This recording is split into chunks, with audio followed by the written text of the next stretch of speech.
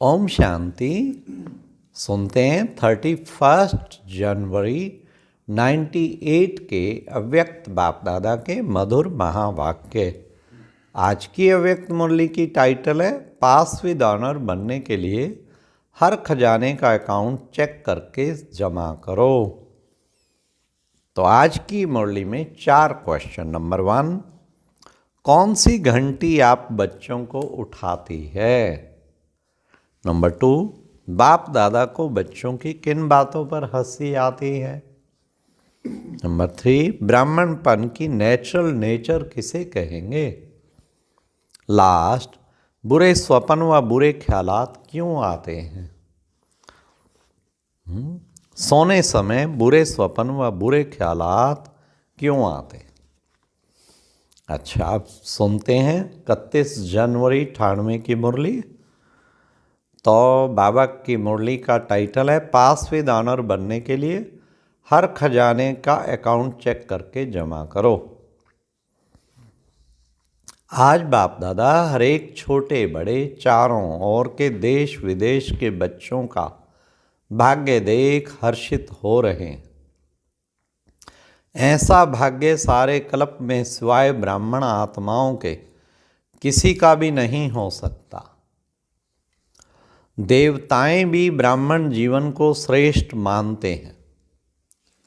हर एक अपने जीवन के आदि से देखो कि हमारा भाग्य जन्मते ही कितना श्रेष्ठ है। जीवन में जन्मते ही माँ बाप की पालना का भाग्य मिलता है, उसके बाद पढ़ाई का भाग्य मिलता है, उसके आगे गुरु द्वारा मत व वरदान मिलता है। आप बच्चों को पालना, पढ़ाई और श्रीमत वरदान देने वाला कौन? परमात्मा द्वारा यह तीनों ही प्राप्त हैं। पालना देखो, परमात्म पालना कितने थोड़े कोटों में कोई को मिलती है। परमात्म शिक्षक की पढ़ाई आपके सिवाय किसको भी नहीं मिलती है। सतगुरु द्वारा श्रीमत वरदान आपको ही प्राप्त है। तो अपने भाग्य को अच्छी तरह से जानते हो।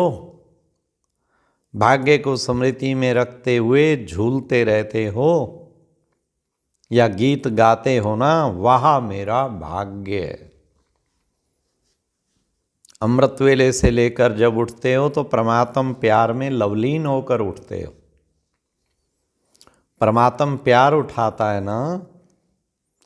दिनचर्या की आदि परमात्म प्यार से होती है ना। प्यार नहीं होता तो उठ भी नहीं सकते। प्यार ही आपके समय की घंटी है। घंटी कौन सी उठाती? प्यार की। प्यार की घंटी आपको उठाती है। सारा दिन में परमात्म साथ हर कार्य कराता है। कितना बड़ा भाग्य जो स्वयं बाप अपना परम धाम छोड़कर आपको शिक्षा देने के लिए आते हैं। ऐसे कभी सुना कि भगवान रोज अपने धाम को छोड़कर पढ़ाने के लिए आते हैं? आत्माएं चाहे कितना भी दूर दूर से आएं, परम धाम से दूर और कोई देश नहीं है। है कोई देश अमेरिका अफ्रीका दूर है? परम धाम ऊंचे ते ऊंचा धाम है। ऊंचे ते ऊंचे धाम से ऊंचे ते ऊंचे भगवान ऊंचे ते ऊंचे बच्चों को पढ़ाने आते हैं। ऐसा भाग्य अपना अनुभव करते हो। सतगुरु के रूप में हर कार्य के लिए श्रीमत भी देते हो और साथ भी देते हो। सिर्फ मत नहीं देते, साथ भी देते हैं। आप क्या गीत गाते हो? मेरे साथ साथ हो कि दूर हैं? साथ है ना। अगर बाबा ने कहा परमात्म टीचर से अगर खाते भी हो तो बाप दादा के साथ खाते हो।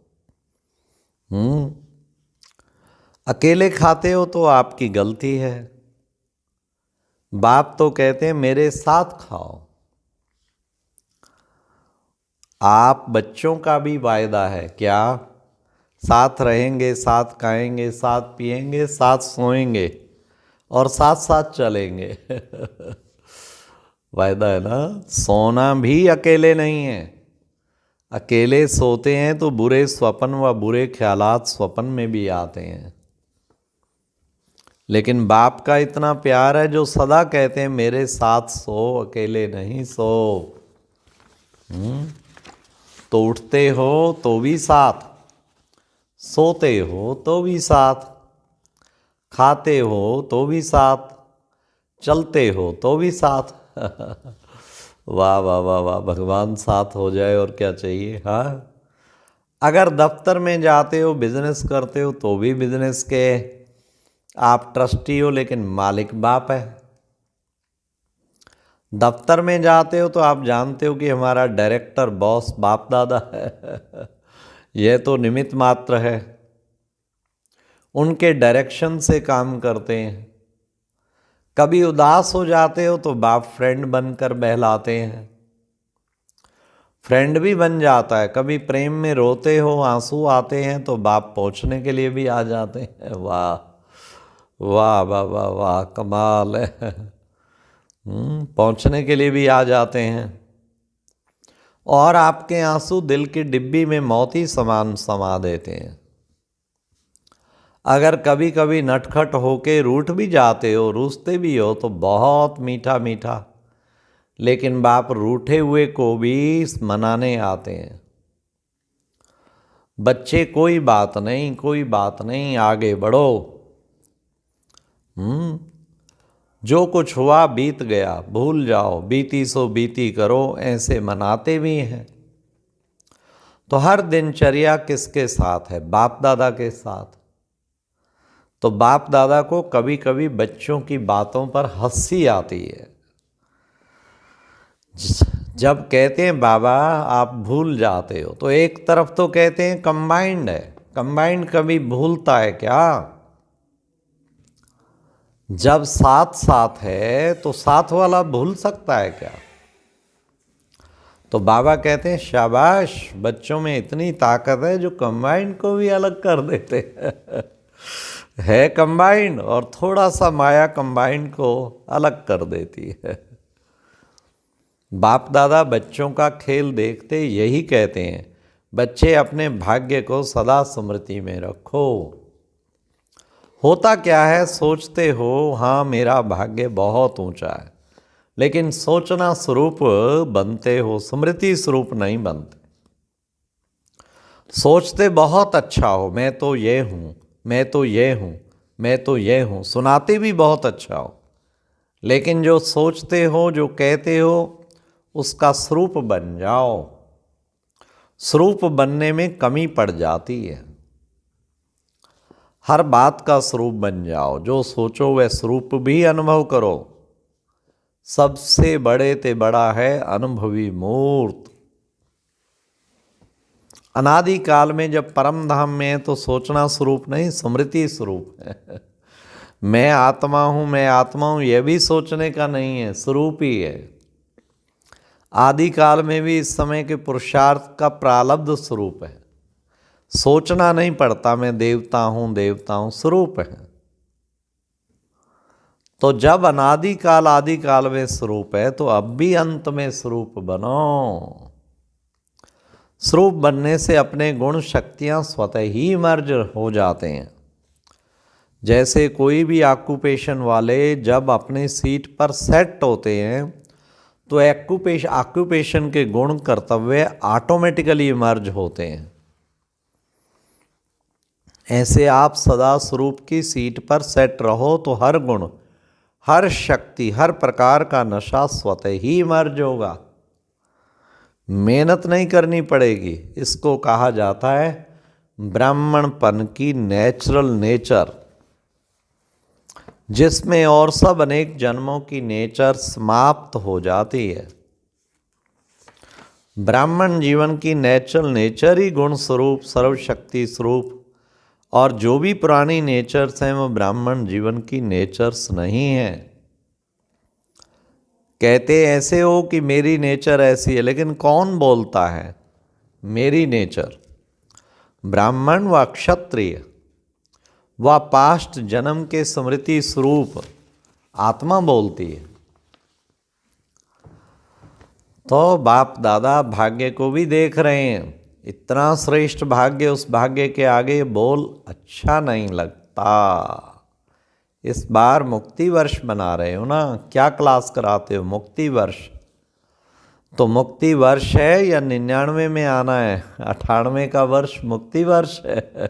98 की मुरली है ना। जो समझते हैं यही वर्ष मुक्ति वर्ष है वह हाथ हिलाओ। देखो हाथ हिलाना बहुत सहज है।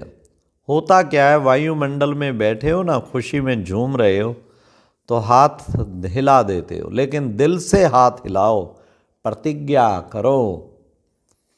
कुछ भी चला जाए लेकिन प्रतिज्ञा मुक्ति वर्ष की ना जाए, ऐसी पक्की प्रतिज्ञा है। देखो संभल के हाथ उठाओ, संभाल के हाथ उठाओ। इस टीवी में आवे या ना आवे, बाप दादा के पास तो आपका चित्र निकल रहा है। तो ऐसे ऐसे कमजोर बोल से भी मुक्ति। बोल ऐसे मधुर हों, बाप समान हों, सदा हर आत्मा के प्रति शुभ भावना के बोल हों, इसको कहा जाता है युक्ति युक्त बोल। साधारण बोल भी चलते फिरते होना नहीं चाहिए। कोई भी अचानक आ जाए तो ऐसा ही अनुभव करे कि ये बोल हैं या मोती हैं। शुभ भावना के बोल हीरे मोती समान हैं, क्योंकि बाप दादा ने कई बार ये इशारा दे दिया है कि समय प्रमाण, अभी थोड़ा सा समय है सर्व खजाने जमा करने का। अगर इस समय का खजाना, संकल्प का खजाना, बोल का खजाना, ज्ञान का खजाना, योग की शक्तियों का खजाना, दिव्य जीवन के सर्व गुणों का खजाना जमा नहीं किया तो ऐसा जमा करने का समय मिलना सहज नहीं होगा। सारे दिन में अपने एक एक खजाने का अकाउंट चेक करो। जैसे स्थूल धन का अकाउंट चेक करते हो ना, इतना जमा है, ऐसे हर खजाने का अकाउंट जमा करो, चेक करो। सर्व खजाने चाहिए ना। अगर पास विदानर बनना चाहते हो तो हर खजाने को जमा खाता इतना ही भरपूर चाहिए ना। हाँ, जो 21 जन्म जमा होते हुए खाते से प्रारब्ध भोग सको। अच्छा, चारों ओर के परमात्म पालना पढ़ाई श्रीमत के भाग्य के अधिकारी विशेष आत्माओं को सदा सोचना और स्वरूप बनना दोनों समान करने वाले बाप समान आत्माओं को सदा परमात्म विल पावर द्वारा स्वयं में और सेवा में सहज सफलता प्राप्त करने वाले निमित्त सेवाधारी बच्चों को सदा बाप को कंबाइंड रूप में अनुभव करने वाले, सदा साथ निभाने वाले साथी बच्चों को बाप दादा का याद प्यार और नमस्ते। अच्छा, ओम शांति मतलब हर खाते को, हर खजाने को, अकाउंट को चेक करके खूब जमा करो, खूब जमा करो। और साथ रहेंगे, साथ खाएंगे, साथ पिएंगे, सोना भी साथ, हर काम साथ। ओम शांति। और अब यह एक बहुत अच्छी वीडियो भी जरूर देखें।